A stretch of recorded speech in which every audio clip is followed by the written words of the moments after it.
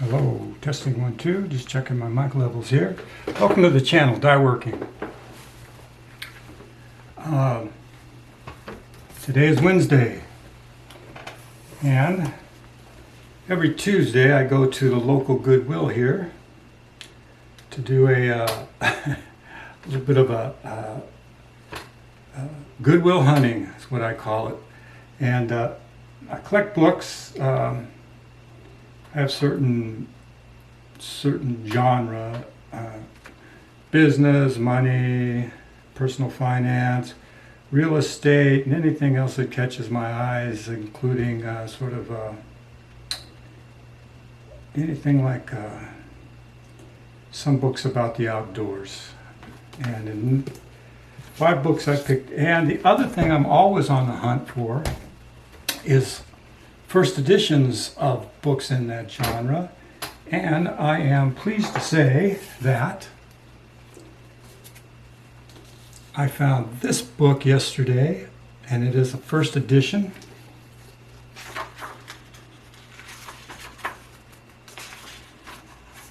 As you can see there. Now let me see if I can get that close enough.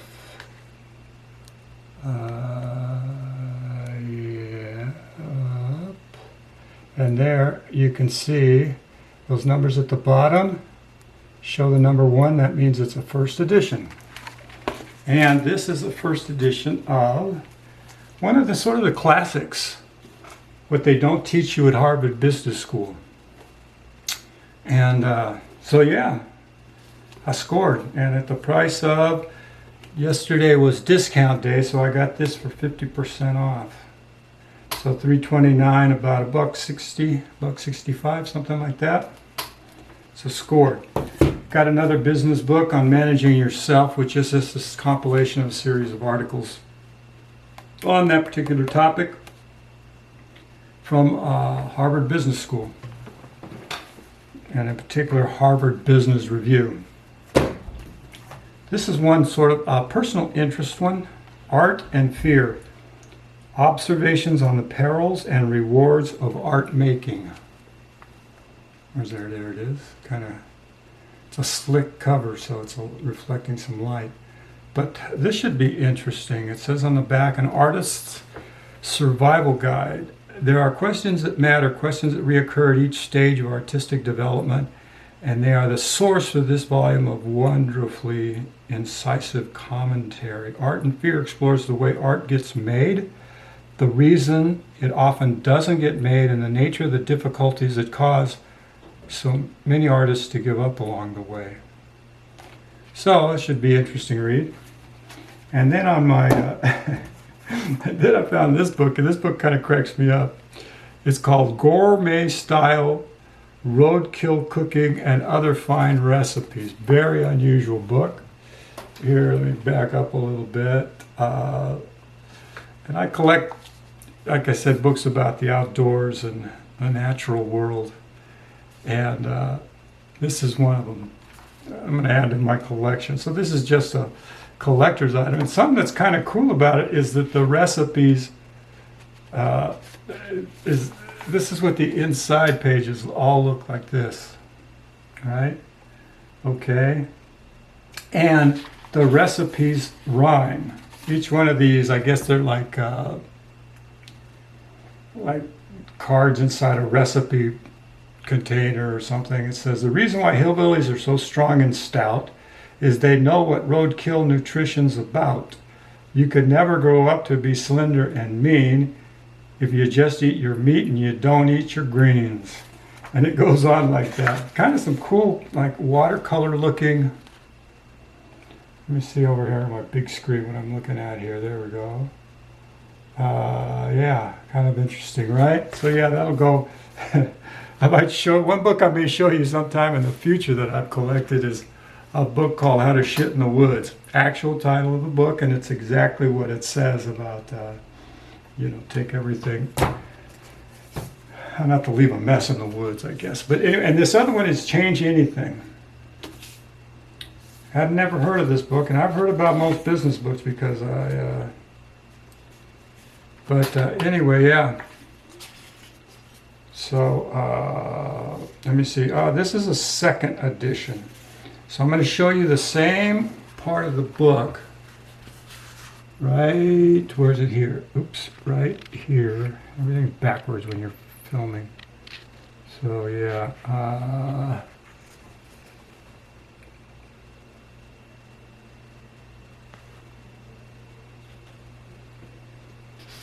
And there we go. And there you can see that line of numbers again.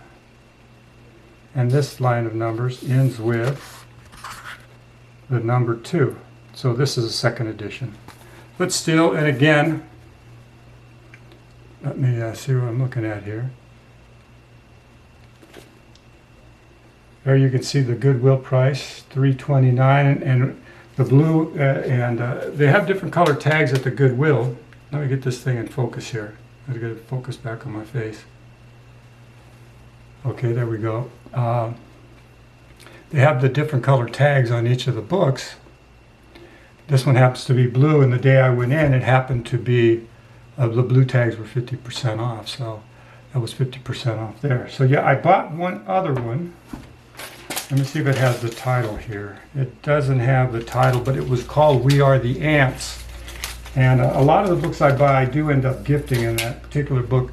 It's a book about, I just read the cover blurb on the back, and it talks about this young guy who's, run into some troubles in his life. And then to top it all off, he figures out that he's being abducted by aliens and subject to experiments on their spacecraft. Thought it was something my daughter may like, so I picked that up for her. So yeah, it was a good score, especially because I did pick up a first edition. I have another first edition that I've been sort of rereading lately, and it's called The Millionaire Kid. Back up a little bit. Again, it's a shiny cover, so it's picking up some reflection off the lights. But this is another first edition. Don't know if they ever came out with a second edition. The book has to be fairly successful to come out with a second edition. But yeah, so good day, Goodwill hunting. I go every Tuesday, and then if I find anything in particular, sometimes I will not find anything, but it's pretty seldom. If nothing else, I try to look for something that to gift. Not for any other reason than as a sort of a contribution to the cause there at Goodwill. Where I live here, in Yuma, Arizona, I'm really lucky because there's 3 big Goodwills. There's what's called, in Yuma, there's to the east, and there's a part of town that's called the Foothills. That has a Goodwill, big Goodwill. A lot of snowbirds, what we call snowbirds, people who come to Yuma during the winter months, especially from the north, like Canada, Wyoming, North Dakota, South Dakota, all those really frigid states, they come down. This is one of the places they come. The Imperial Valley in general, but Yuma, other places around here like that. And so you get a certain kind of book out there. And then here in Yuma proper, the Goodwill here is right in the middle of town, and it's huge and it's packed, especially on Tuesdays, which are senior discount days. So on the senior discount day, let's say the 50% off was of the blue labels, like this one. And then once it's all rung up, including taking the 50% off, you just ask for the senior discount, and they'll give you another 25% off. So this book was actually 75% off, so really good deal. And I think my first edition was too. Yeah, my first edition was too. 75% off. My what they don't teach you in Harvard Business School. And notes from a street smart executive. So $3.29 minus 75%. So that leaves you with about $1. So $1 for a first edition. Don't know what it's worth. Every once in a while, I may go on to Amazon and see what the used ones are selling for, particularly the first editions.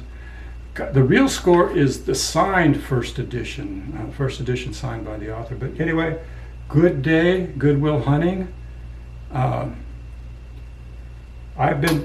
mom actually taught me that she used to have a side hustle, and her side hustle was she would go to the Goodwills or secondhand stores, what are called segundas in Spanish, and she was experienced in reselling. What's all the rage now on eBay and all these places but she was doing it back in the 60s. She would go, like I said, to local secondhand store. She would buy stuff, and then every Saturday and Sunday, or almost every Saturday and Sunday, my sister and I would go with my mom and my dad, load up all of her used goods into the car, and drive to a swap meet down by the border in National City, which is a town south of San Diego, although it's in San Diego County, but it's right on the border. And she would sell there. And like I said, she was experienced in this, and over time she had learned what sells, what didn't. She was big on irons and certain clothes, but yeah. So in the 60s, she was doing what's all the rage. Everyone's pitching, selling on eBay these days, but she wasn't selling on eBay, obviously. In the 60s, she was just sort of arbitraging used stuff that she knew would sell. Most of the shoppers down there, because it was a border community, a majority of the shoppers were Mexican, and she didn't make a lot of money, but if she made $100 in a day, that was a really good day, and we would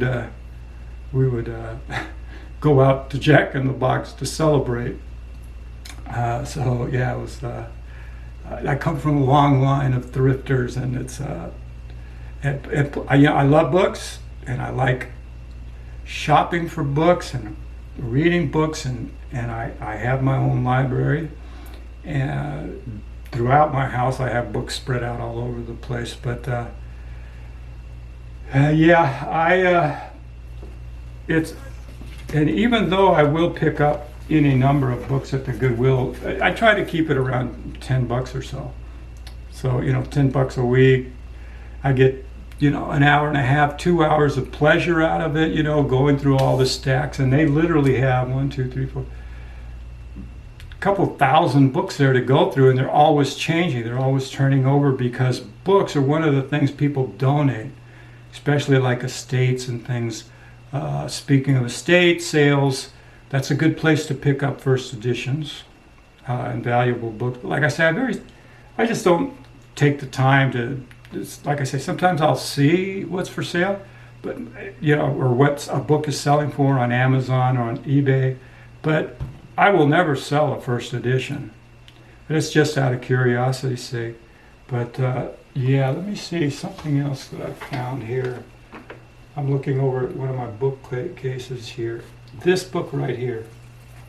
One of the things this channel is about is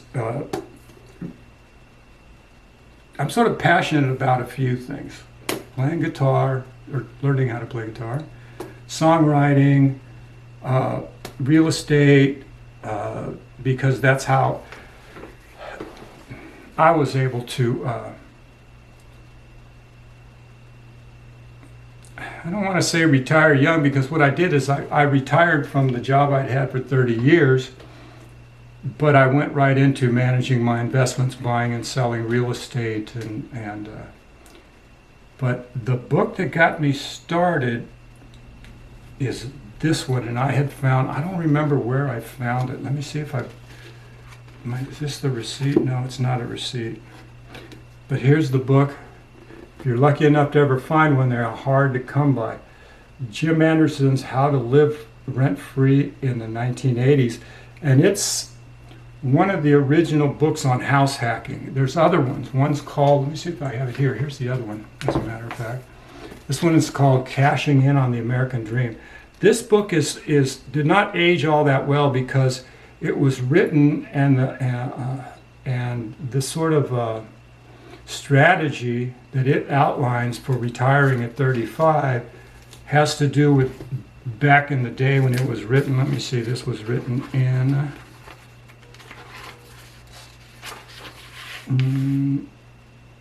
1988, and it is also a second edition. Copyright 1988. So But it did not age well because retiring at 35 had to do with buying a house, holding on to it till it appreciated, and then cashing out and putting that money in the bank back when interest rates were 12% on money in the bank. And I guess it was doable. Life was a lot more affordable back in 1988. But anyway, I bought both these used. In fact, if you look at it, there's the price I paid for it. What though, really? Oh, there it is. And if you look at the price, it is right there. $4.99 is what I paid for this. And I don't remember, this book new was, let me see if it even says back in, this one was written in, this was self-published, I have a feeling. And it was copyright 1980, and this is the 7th printing. And it says 7th printing, 100,000 sold. But if you ever get a chance to get your hands on this book, and if you're interested in house hacking, this is a great book to read. There's more, and one day when I get into that subject, I did my first house hack in 1980. I bought, oh man, I almost hate to think about this, but I bought a house 8 blocks from the beach in Pacific Beach in San Diego. I went in partnership with my brother with the agreement that he had his own house, that I would live in the house, and it also had an attached rental, and I would get the income from that to make the house payment. I was responsible for making the entire house payment, and I ran into some financial difficulties. I didn't run into them. I brought them upon myself, to be more exact. But anyway, I convinced my brother to sell it because by that time it had gone up in value. And if I sold it, I didn't put any money into the deal. My brother put down payment. But if we sold it, I knew I would make some money. And so we did sell it. And that has made probably the single biggest mistake I've ever made financially, because that house now, it's probably worth $1.2 million, and we paid around $100,000 for it. So it's been a long time, but still. One of my videos, I'll talk about the 3 biggest mistakes I ever made, and they were all selling. Never sell real estate once you've incurred the costs, unless. But I sold 4 houses that I never should have sold. There were some others, I sold 2 other houses in San Diego. But that was when I was getting ready to get out of the business. I was in the business from 1980 until 2021. I sold my last 2 pieces of property in 2021, December, both of them. One of them was in San Diego. But anyway, this is the Goodwill hunting episode. I'll get to the other stuff later. Oh, but one other thing I want to show you, since this is a Goodwill hunting episodes are about books. This book, now this is the book, if you ever find it, you can see it here. It's called, this is the granddaddy of all real estate books. And the name of it is How I Turned 1,000 into $1 Million in Real Estate in My Spare Time. And it was written by William Nickerson, Simon & Schuster. You can see the inside of the book here, and you can see that it's a little faded, a little yellow. It's an old book. Let me see. It's even actually coming apart. This is the 8th printing, copyright 1959. There's nothing new under the sun. Well, really, that's not the truth, but there's not much new under the sun, Some of the technology is certainly new, but on the other hand, ideas like real estate and flipping houses and house hacking, none of those ideas are new. They're just rehashed. And this book, Cash by William Nickerson, is the granddaddy. And if you have a chance, they're very expensive. I mean, they can run into the thousands of dollars. I don't have the book jacket for this. And one of the reasons I love Goodwill hunting is because I'm always on the lookout for certain books, and this is one of them. And one day I hope to find a first edition in good condition with the dust cover. But who knows? In the meantime, I think you can get this book new on Amazon. But yeah, there it goes. Okay, so anyway, thanks for tuning in. That's this week's episode of Goodwill Hunting, or is it this month? I'm not sure how often I'll do this, but yeah. Anyway, thanks.